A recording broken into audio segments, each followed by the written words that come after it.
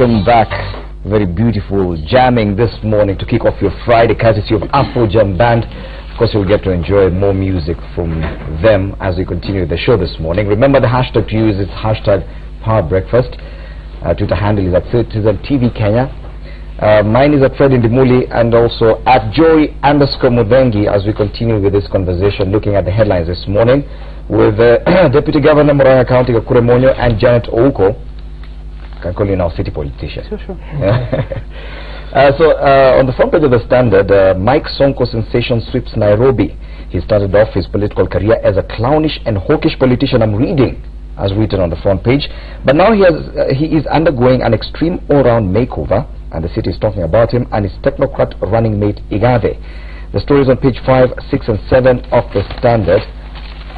On page 5 is a story, Sonko, this is what I will do for the city. On page 6 and 7, they've done a very nice pictorial chronicling Sonko's political times and changes, from days when he used to wear slippers in public and shorts and address political rallies, to days when he used to go to escort the president at the airport in a very interesting attire, riding in gold-plated cars. His feud with the Mombasa governor Hassan Joho there, Sonko carrying a pistol, 2 pistols actually. Wow.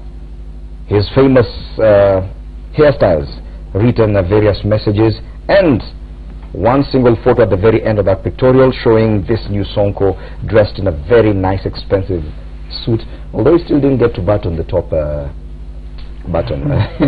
But are you convinced by this change, or do you think the Kenyan electorate is convinced by a simple change in clothing and fashion? And do you think that the voter this time round is just convinced by some of these optics?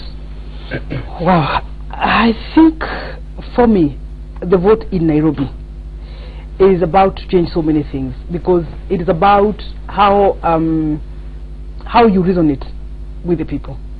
Forget about the dressing and think about the act that the senator has been doing. You get a feeling of somebody who has really identified with the people. You get a feeling of somebody that has been there for the people when it mattered most. You get a feeling of somebody that really cares about the people. Now, that is not what the ordinary politician is giving. The ordinary politician has got this narrative of tuonane wakati wa uchaguzi, or just coming up and we would hear those things when we were going for politics. Yes. You unapeleka vio zako juu za gari and you just wave at people. Yes. You see, that is the other politician that is on the other side. And I think Nairobians are sending messages that I would like to resonate with other people. Forget about the level of education. Why would I say this? Looking at what Dr. Evans Kidero has done for this city, with all the education, with all the management practice, honestly, there is a statement there. There is a statement. Okay, but don't you think that therefore that Mike Sonko, by trying to change his image, Kakure Monyo, that probably it could force him to alienate himself from the people and become this typical politician, instead of what he was doing, actually mingling with the people, dressing like them, and doing all these things. Now that he wants to look gubernatorial, that he might actually end up alienating himself from his supporters. The Kenyan electorate is a very interesting character, in the sense that you may resonate today, tomorrow you're not resonating. So it is a span of the moment thing for the electorate. And it can also happen on the last day that you find a guy wakes up, he's undecided who to vote for, but meets with the team that they resonate with, and they vote for that person. Mike Sonko, if you remember, he started something called Sonko Rescue Team, which people perceived was the right thing to do, resonating with people, putting off fires in the slums and helping people, the Sinai fire, helping people in road accidents and all that. And people took him as a people's person, and he has resonated with the people well. I hear when the electorate go to Sonko, whatever small issues they would have, they get assisted. Yes. So they believe it's their person. getting to change from his funny haircuts to the mini bling and all that would be now trying to resonate with a technocrat, the you and I. And that could alienate him from his base. Could be, or maybe not, because what his base is solid, which is the Mtaa guy. Whether he changes or not. Whether he changes or not. So the one that he would want to pick is, who does a technocrat say Mike Sonko is? And I can say he said he might not be very well schooled, but he will get his team to work and deliver results for Nairobi. Do you think it will alienate him, this change? I think because he's not beginning today. You know, it's not. That's why I'm saying. For me, I think Mike Sonko is a different type of politician. His human heart, you know, goes beyond, you know, the imagination of many. Because unlike so many other politicians that would, for example, buy goodies when it is time for elections, this is not the same for you for Mike Sonko. Remember his 5 years as member of parliament for Makadara. And Nairobians still thought that they want to elevate him higher to become senator. That's an entire five years. And it's not all politicians that have had such a smooth ride. So I think this and putting on of suits and things like those, I think he's appealing to his supporters and telling them that this is how I was. People accepted me like this. But for those who think that really I don't look the part, I can look that part. Yet he still felt the need to bring another technocrat to his ticket. Still, I'm sure he feels that people are still not perceiving him as this changed person. Give it up to him for humility. Yes. No, like seriously. You know, somebody who would come on national television, accept his faults, and tell people that these are my faults, but I'm making it up this way. I think for me, it's a very strong statement of humility and an accountability statement. You know, how many politicians are criticized, but yet none of them will say, yes, I know I am weak in this, and this is what I am proposing, to sort of try and you know, and make do with my weaknesses. So I think for me, I give it up to him for that level of humility. Now let's look at Polycarp Igathe. He has had a brilliant, very bright career in the corporate world, moving from one company to another. His latest job stint as MD Vivo Energy is a big company. Then he leaves such a job for a position of deputy governor, which is not even guaranteed. But even if he gets it, you've been the deputy governor yourself. Do you think that's the kind of job you'd leave a big posh position in a big company like Vivo Energy to go for? You yourself, you're not even looking forward to going back as a running mate for anyone. I personally went to the county leadership from technocracy. Two did my governor. He was an MD of a parastatal. So we went to the county leadership as technocrats. The problem that I would see, and my friend Polycarp Igathe should be ready for this. And as a friend, I would tell him this very clearly, straight to his face. The Constitution doesn't favor the deputy governor, because the Constitution under the County Government Act says that the role of the deputy governor is just deputizing the governor and any other assignments that the governor may feel that he can assign. So if he doesn't feel like assigning you anything, that's it? Yes.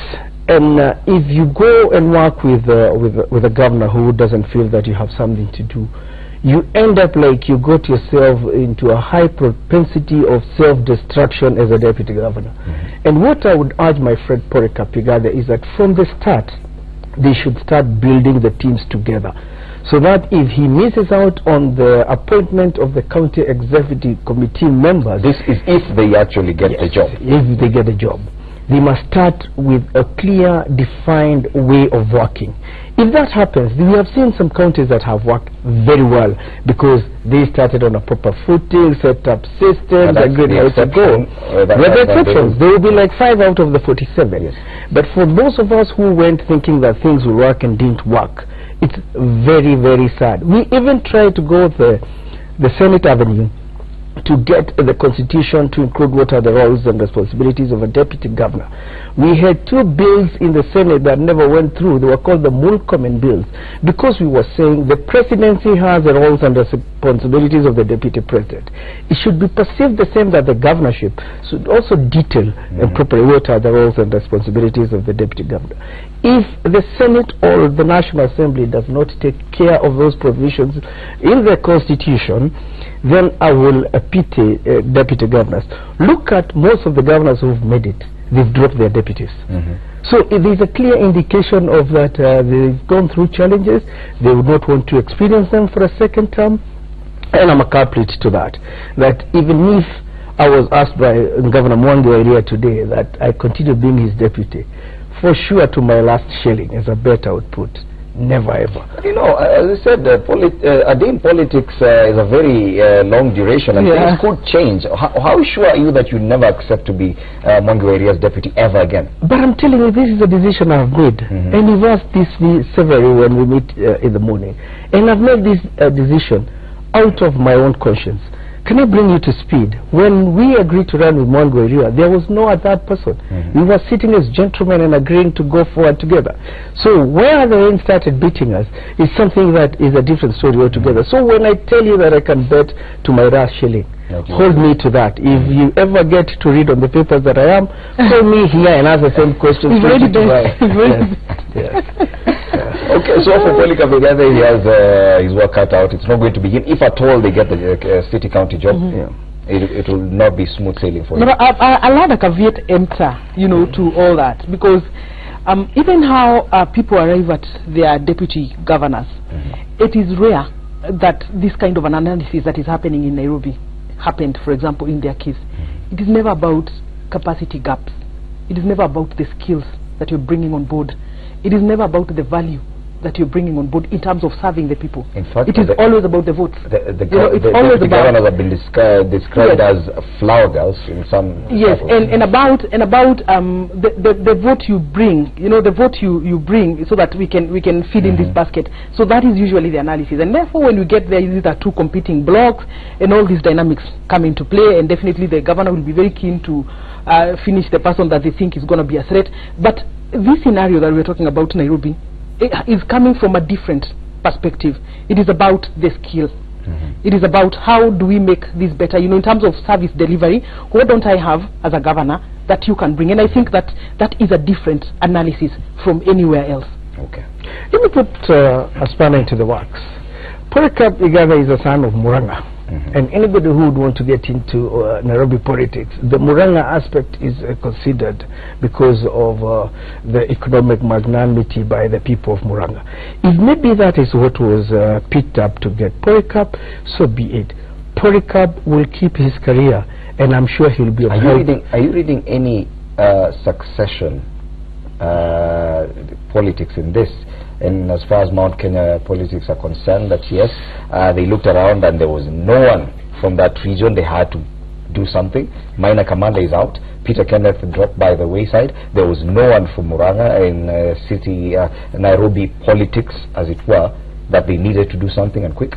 If you remember the list that Sonko was considering from, there was Jim Nambaro, is still from Muranga. There's now Polycarp Igade is from Muranga. They had, you remember, some while back they had started discussing Kennedy is also from Muranga. So if that was considered, then and technocracy, as he said, he needed people who would help come and help him run Nairobi. Then Polycarp came in as the best bet. And I can tell you, his career progression is something that you would want also to admire and look at. Where would he head Nairobi to? And with what he has done, I'm sure if Sonko works well with Igade, they can get Nairobi to what everybody would do. At least the race for Nairobi is now clear. It is Sonko Igade versus Evans Kidero and Jonathan Mweke. The tickets are defined going into that race. It will be an interesting race to watch. Let's now take a look at another big headline. Raila says no apology on my 10 million vote slogan. Of course, a presidential candidate declares a 10 million vote rallying call is factual and will not yield to state pressure to slow on it or the security fears. It's a simple phrase, 10 million plus. Why are we so concerned about this, Janet? Why are we so concerned that NAS have decided to say they are 10 million strong? I was reading some analysis somewhere, and one was saying that in 2013 there was the tyranny of numbers, Yes. you know, phrase. And that was allowed to run. And but I think the 10 million strong, I would give it up in terms of if it is a campaign, if it is meant to like rally numbers along with us. But remember, if it comes with phrases of I am laying claim to this kind of a thing, and then create some sort of you know, this is what we had, and then we don't have it at some point, and then there's all this you know, allegation of rigging and so on. I don't want to think that is where anyone is coming from to say this. But if, for example, it is being used to rally people behind it, I have absolutely no problem with it. Just that the way anybody did not have a problem with the tyranny of numbers. And tyranny of numbers phrase that really was allowed to run during 2013, the campaign period. Why would 10 million plus be a problem for anyone? Let's look at these things very positively for all of us. If you remember very well, in 2002 we had Kibaki Tosha. In 2007 we had the 41 versus 1. In 2013 we had tyranny of numbers, and now we are seeing the 10 million vote. I just hope it will not be looked at and taken out of perspective that it might alienate people, and hence head us to the unfortunate situation that came in with 41 versus 1. Because that definitely had a negative connotation. Yes, and if this gets into a negative connotation, then it might hand us there. That's the risk. But tyranny of numbers was not quantifiable. It was just a statement. Yes. Like Kibaki Tosha was a statement. Kazi and Dere was a statement. But when you start bringing in number, you must go further and put a proper analysis of these numbers. And hence you'll end up alienating some numbers. And that's a risk against this. But is it negative, just saying 10 million strong? Is it negative? Anyone can say, I'm guaranteed. After all, you're supposed to be ambitious enough and to look positively at the potential vote that you will get. And anyone running from office, of course, believes they can win. Well, it's 10 million. Jubilee might start saying 12 million, and I can tell you that we will say. So it still says that there's a win for the 12 million versus the 10 million. Because anyhow, there has been the 70 plus 1. Yeah. There has been the 70 plus 1. 70% plus 1. Those are numbers as well. Saying, and I think it's also sort of saying that there is need for all of us to remain as objective as we can, and to just do a campaign that is seen as though we do not think that we can say what we want to say, or we can do what we want to do, but then limit other people's spaces, and let for example, as he is explaining, Kenyans, the voter of 2013 is not the voter of 2017. What is this threat? For example, what is this threat? Let's candidly discuss some of these issues, because we're just not able to tell Kenyans that 10 million strong is wrong, and we stop at that. I think Kenyans really are people that have gone to school, and they would appreciate, they would appreciate backing up with facts and really bringing the information. And they want to examine it by themselves. Let me ask the Kenyans to take this as a scientific way of looking at how campaigns are going. We Jubilee, we are saying 70 plus 1, NASA is saying 10 million. It's just putting some arithmetic into the spice of politics. So we keep our 70 plus 1, and they can keep their 10 million, and the voter will determine which way to go. Okay. Finally, as we wrap up our news review, this headline on page 5, ignore us at your own peril, independence won Jubilee. Candidates say the quest will push presidential tally up in Uhuru strongholds. Now they've been holding meetings, and of course the fight within Jubilee has been between those holding the Jubilee party tickets versus those who lost out at the party primaries but now are running as independents. And it is a huge and very strong ticket. We're looking at bigwigs like William Kabogo, Kembi Getura, people like Kigo Njenga, Mburu Kahangara, and Kabando wa Kabando. These are very big names. Now, can Jubilee really, Jack Nguma on the other side, yes, and Kisumu. This Kinuthia Bugwa, some of the sitting governors.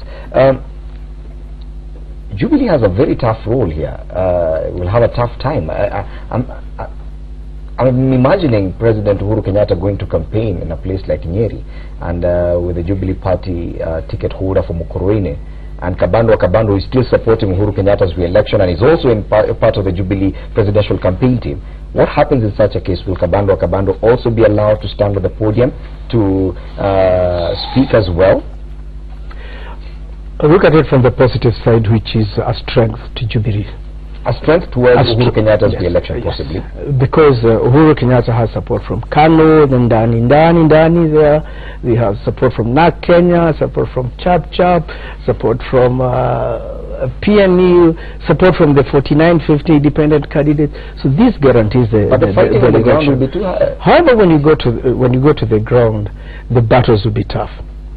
I would want to look at it this way, that for example, President Uhuru Kenyatta comes to Muranga, and he will find that there is a Jubilee candidate for gubernatorial seat, there is a Maendeleo Chap candidate, then he'll go to the Senate, he finds there is a Jubilee candidate, there is an independent candidate.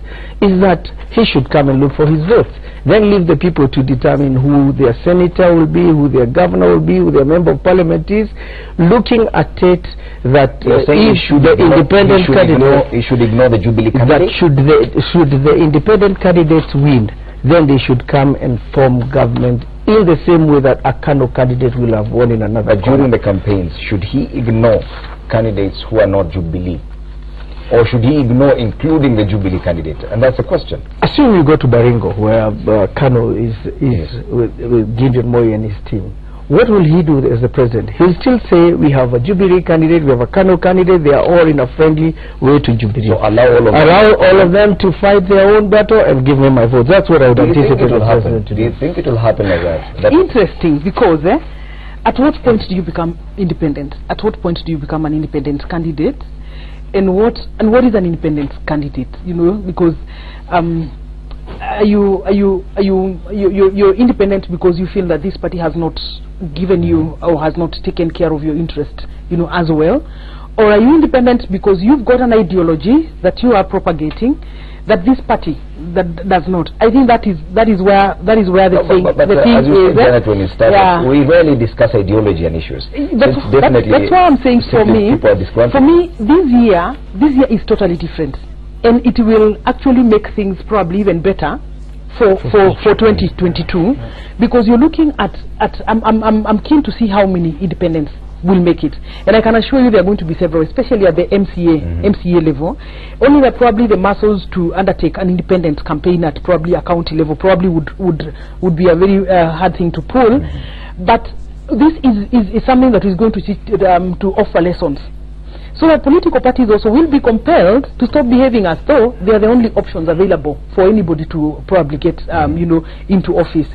It's a very strong statement for me, for political parties, which is going to eventually help the Mwananchi.